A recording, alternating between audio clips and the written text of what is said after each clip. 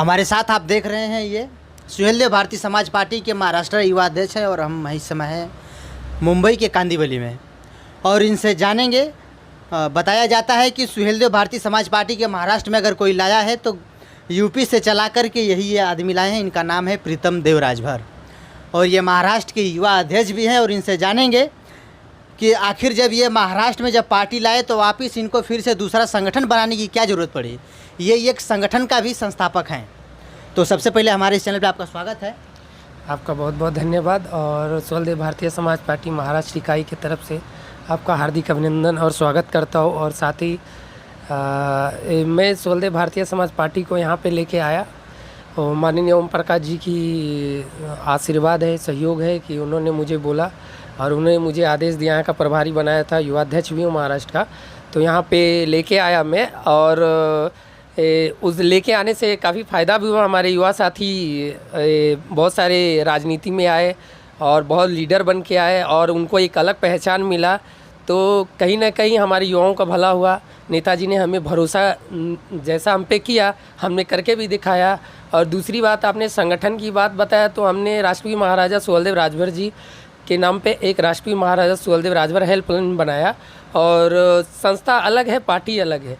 हमने देखा कि राजनीतिक तौर पे हम लोग समाज का तो भला कर रहे हैं, लेकिन सामाजिक तौर पे कहीं ना कहीं हम पीछे हो रहे हैं।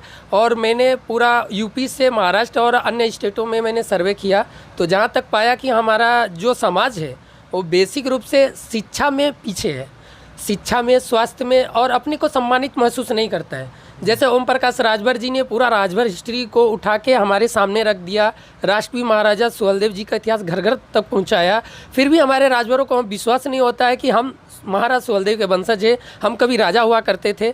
तो इस चीज़ को अगर हम लोग चाहते हैं कि वो घर घर तक पहुँचे तो कभी कभी क्या रहता है कि राजनीतिक के तौर पे हम बहुत सारे ऐसे भाई हैं जो हमारे पार्टी से जुड़े हुए हैं, बहुत जने हमारे दूसरे पार्टी में हैं, तो उनसे हम मिल नहीं पाते हैं।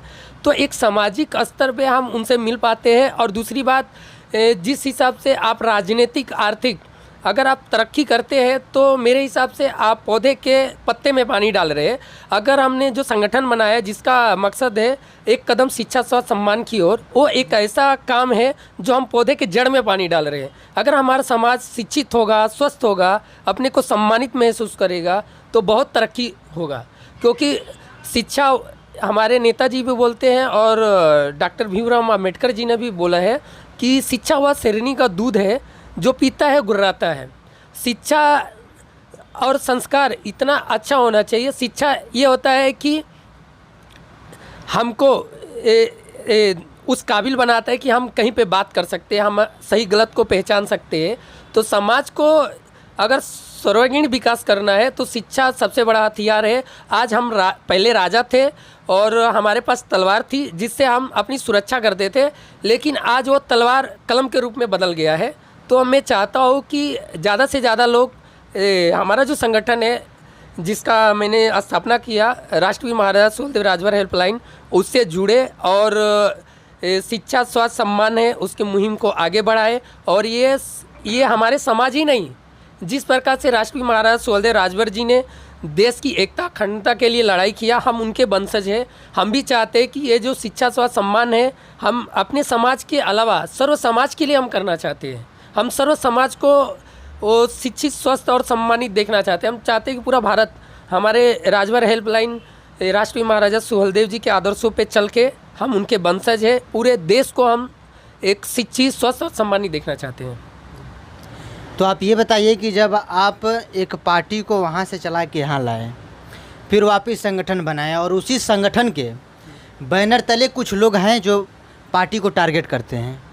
देखिए, वो जो कर रहे हैं वो सरासर गलत है और मेरे उनको खुली चेतावनी भी है। हमारे ओम प्रकाश जी हमारे आदर्श हैं और मैं आज जो भी कुछ हूँ उनकी वजह से हूँ, आज जो भी पहचान है उनकी वजह से मिला है।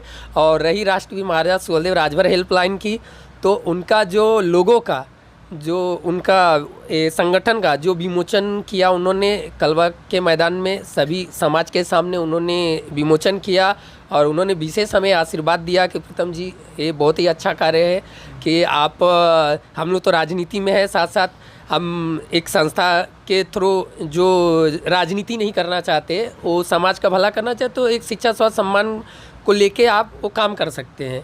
तो इसके लिए किया है और कहीं ना कहीं उनका हमेशा हमको सहयोग मिलता रहता है। और रही राजभर भवन का, आपने देखा तो आज से जब भी मैं पार्टी ज्वाइनिंग किया था तो माननीय ओम प्रकाश जी के सामने मैंने रखा था कि यहाँ पे देखिए महाराष्ट्र के अंदर विश्वकर्मा भवन है, पाल भवन है और बहुत सारे भवन है। तो मैं उनके सामने रखा, सर हम भी चाहते हैं कि हमारा समाज का भी एक भवन हो। तो उन्होंने बोला कि प्रीतम जी आप जगह देख लीजिए और जब भी बोलिए, हमारा तन मन धन से सहयोग है। और उन्होंने कहा, और आज भी वो उस बात पे अड़िग है, कभी भी बोलते हैं कि जिस दिन आपका फाइनलाइज हो जाएगा सबसे पहले डोनेशन वो खुद देने के लिए बोले। तो अभी इस समय संगठन किस स्तर पे काम कर रहा है? देखिए, संगठन के जो हमारे सच्चे सिपाही हैं वो आज भी शिक्षा स्वास्थ्य सम्मान के लिए काम करते हैं। हमको जब भी टाइम मिलता है हम समाज के लिए तत्पर रहते हैं। संडे के दिन हमारा यहाँ बुक वितरण होता है, उसके बाद से ये स्वास्थ्य शिविर भी लगता है, बहुत सारे काम होता है, बहुत सारी चीज़ें मीडिया में आता है, बहुत सारी चीज़ें नहीं आती है। बहुत ऐसी चीज़ें जैसे समाज के अंदर बहुत ऐसे प्रॉब्लम आ जाते हैं जिसको हम सोशल साइट पे नहीं रख सकते, लेकिन इंटरनल हम उनका सहयोग करते हैं और करते रहे। पार्टी के तरफ भी करते। अभी हमारे संगठन के बहुत ऐसे हैं जो उनको तकलीफ़ें आ जाती है, तो हम लोग ये नहीं है कि फेसबुक या नेता है हर चीज़ फेसबुक पे डाले, तो कहीं ना कहीं हम करते हैं। और हम ज़मीन स्तर से जुड़े हुए, हम माननीय ओम प्रकाश जी के कदमों पे चलते हैं और उनके बताए रास्ते पे चलते हैं। और जब हमें ज़रूरत पड़ता है तो हम मीडिया का सहारा लेते हैं, नहीं तो मोस्टली हम बिना मीडिया का ही हम सारा काम कर लेते हैं।